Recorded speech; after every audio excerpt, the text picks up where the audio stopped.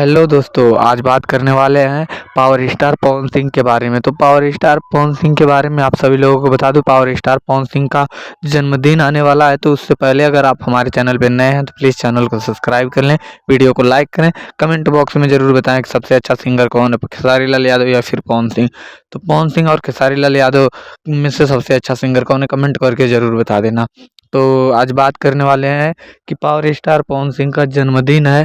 कितने तारीख को है आपको पता है? नहीं पता है तो बने रहे हमारे वीडियो के लास्ट तक। तो लास्ट तक बनने के लिए धन्यवाद। तो आप सभी लोगों को बता दूं कि पावर स्टार पवन सिंह का जो जन्मदिन है वो 5 जनवरी को है। तो 5 जनवरी को पावर स्टार पवन सिंह का बहुत ही ज़बरदस्त सॉन्ग आने वाला है और बहुत ज़बरदस्त तरीके से शूट किया जा रहा है। तो इतना ज़बरदस्त सॉन्ग जो होगा 5 जनवरी को रिलीज़ किया जाएगा पवन सिंह के जन्मदिन के दिन। तो जन्मदिन पवन सिंह का जिस दिन रहेगा उसी दिन इस गाने को रिलीज़ किया जाएगा। इतना ज़बरदस्त सॉन्ग शूट किया गया है, वीडियो इसका इतना फाड़ू तरीके से, और जिसमें power star Pawan Singh mainly